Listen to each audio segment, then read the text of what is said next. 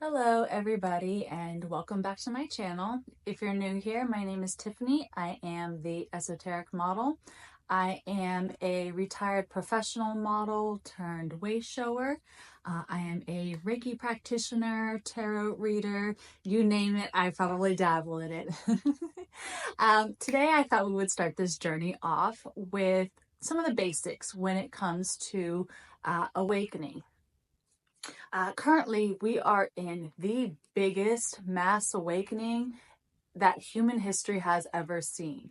Hundreds of thousands of people are awakening all at the same time. And if this video has reached you, chances are you may be experiencing a spiritual awakening yourself. This video is going to be a two-part series. I didn't want to throw too much information at you at once because it really is a lot to process. It's a lot to take in. So again, this will be a two-part series.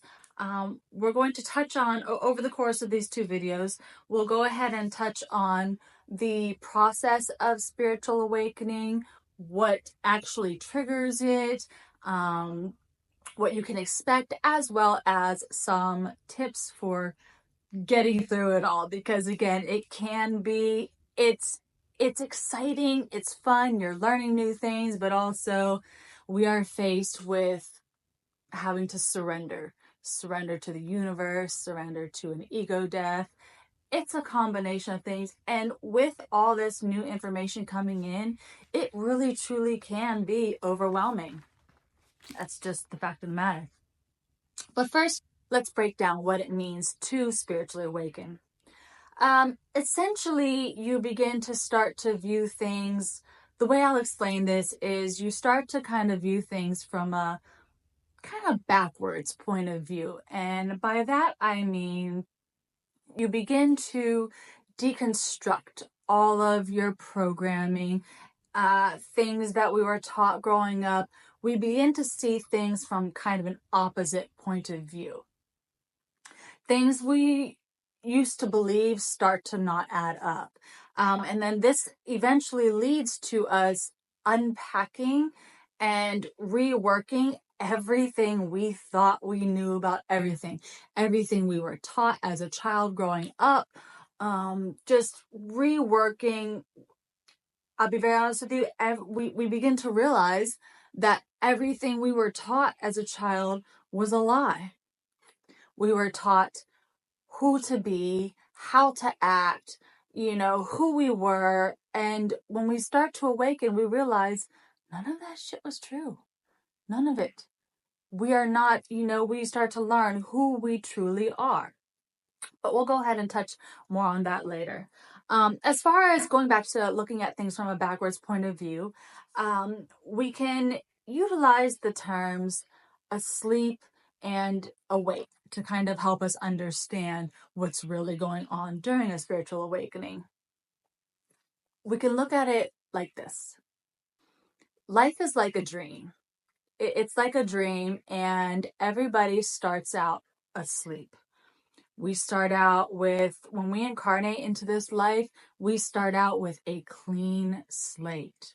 Some would say like our memories are wiped. You could look, there's many different ways you could look at it. But we start off with a clean slate. We have no recollection of past lives. We have no recollection. We have no idea what our mission is here. We're just kind of thrown to the wolves and like figure it the fuck out, basically, which sucks, but that's what we're here to do. We are here to, we forget who we are to remember who we are. And that's part of the game. This is like a game. Life is like a game, truly. It is. It's like a game. And it's funny. I when I had my first awakening, I came to this realization, and it was like, at the time, it was like the funniest thing to me, but it made so much sense. We're like Super Mario, right? We're all running around, trying to level up, trying to get the coins, running around eating mushrooms.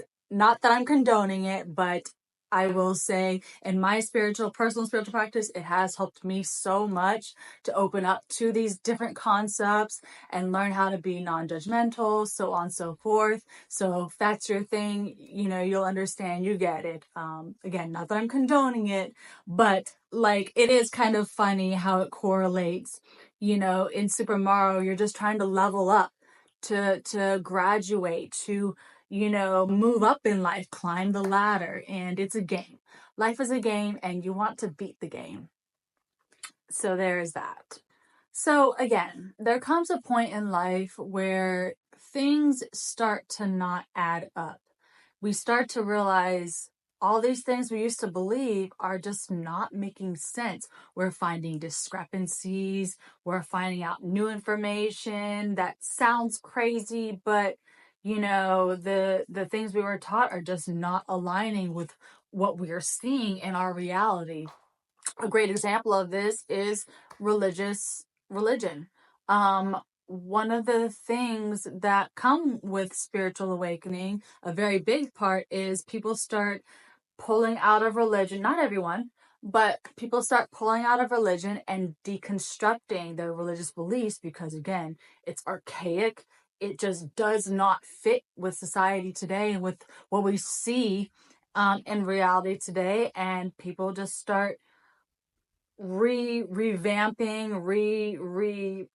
working all these beliefs and all these traumas and things that scared us growing up, things we were afraid of, not making it to heaven, or oh my god, I'm gonna go to hell. When we realize, some will realize, I don't want to, I want to be respectful. If you are religious, then these are your beliefs and I want to be respectful of that. But a lot a lot of people do begin to realize that a lot of things they were taught through religion just are not aligning with their reality, and they start reworking things like that. There comes a point in life, not everyone chooses to awaken in their lifetime, and that's okay. But for those that have, and this would have been done prior to incarnating, whether you're going to awaken or not. So, you can't force it. If it's meant to happen, it will. It usually starts, I would say, roughly around early 30s. And I say that because some people awaken earlier, but I say that because at the earliest, early 30s, because in your 20s, we're still young. We're not quite emotionally mature enough we're not ready to surrender to an ego death. We're just not. We have too much pride. We're still young and dumb, and we think we know everything, and we're just not emotionally mature enough. We're not there yet.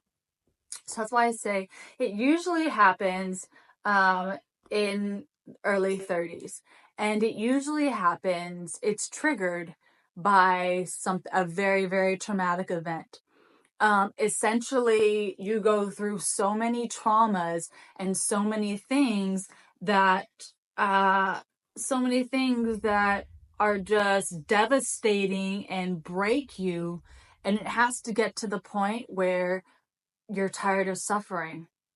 And unfortunately, as much as this sucks to say, unfortunately, humans have to be forced to make changes in life. And that's just how it is. It just gets to the point where you have to be so tired of suffering, you are just ready to lay it all down and surrender to the universe, surrender to an ego death. You have to be willing to look at yourself, go within, and look at our shadows and accept, okay, this is who I am. I do have these characteristics, and you have to be willing to change.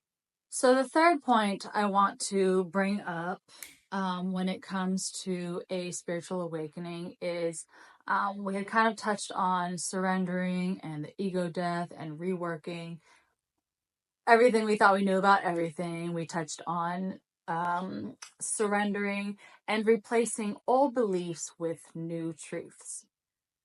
The third point I wanted to get to is, and this is probably the most important part about when it comes to a spiritual awakening, is remembering who you are.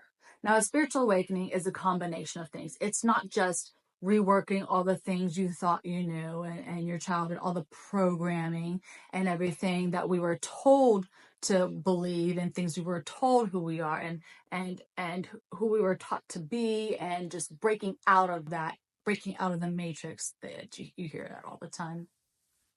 But it also involves remembering who you are. We are not this body. This is just a meat suit. It is just a vessel for having the experiences and learning the lessons that our soul wants to learn. We are a divine being, a soul, having a human experience. And so, what that means is, you know, when we are growing up, we're told what to believe, who we are, what to say, what not to say. Our power is taken from us. We are stifled. We are not able to fully express ourselves as our true being. We don't even know who we are. We think we know.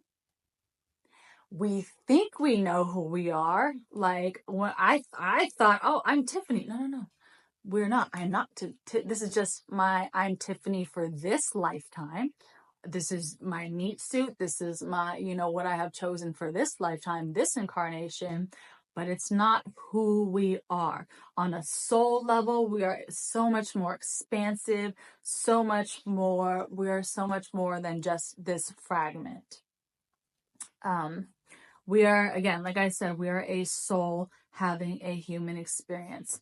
9 times out of 10, we are taught to be something completely different than who we actually are. And once we start to realize that, that is waking up from the dream, waking up.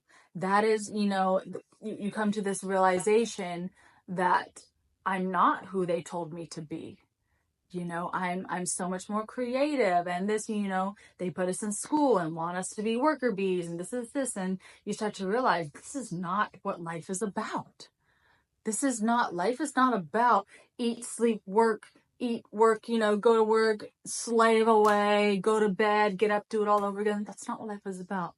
There's so much more to life to be explored and experienced than the system they put us in. So it's all about breaking out of that system.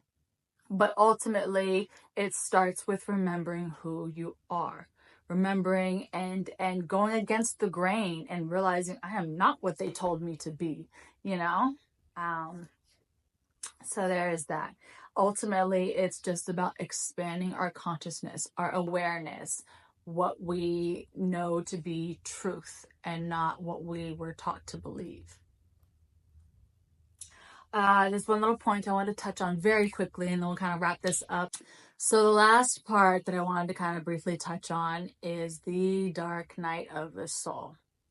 Now, there are many, many fun, interesting, new, exciting experience parts of a spiritual awakening, exciting to experience. But in retrospect, to balance that all out, there is also what we call the dark night of the soul. Now, what is the dark night of the soul? It's exactly what it sounds like. It is a sort of I call it's like a spiritual depression. It's kind of like a spiritual depression. It's where we are forced to go into hermit mode. We go within and we are forced to look. This is that ego death that we touched on earlier, but we are forced to go within and look at our shadow side. Look at the parts of ourselves that are not the most savory, characteristics about ourselves, things about ourselves that maybe aren't so sweet and beautiful, bright. It's messy and it's, we all have a shadow side. But there's a willingness to stop, take a look at it, and eventually heal our traumas, heal and fix those things. All of these things are brought to the surface because what happens is, in order for new light to come in, we have to clean out some of the gunk. And that shadow side, the ego death, all of that is the gunk that we have to clean out before new light can come in. And it can be forced. Some people experience what's called a Kundalini awakening, and I have not experienced it myself, but I have heard about it, and I would not wish that on anybody. It's kind of like it's a forced thing. It's like a pot boiling over, and it's random and unexpected, and I hope I hope your experience, it unravels naturally, because that is the easiest and smoothest process when it comes to spiritual awakening. But we'll talk more about Kundalini and the other aspects in part 2. So we touched very briefly on the dark night of the soul, but I think we'll get into more of that in part 2. If you would like to hear more about spiritual awakening and more of the aspects and some tips on getting through it all, it can be rough, but I've got some really great tips for you. Go ahead and join me. Part 2 will come out probably next week. I'll get to work on it. If you would like to hear a little bit about my personal awakening story, I'm going to go ahead and post that over on TikTok. You're welcome to follow me over there. It's EsotericModel, the same as this. And I really thank you so much for your support. If you are having a spiritual awakening or you've had one, I would love to hear your experience. So go ahead and drop a comment and tell me all about it. I would really, truly love to hear all about it. Please be sure to give this video a thumbs up. Go ahead and subscribe so you don't miss any of the fun. And we will see you in the next video. Bye!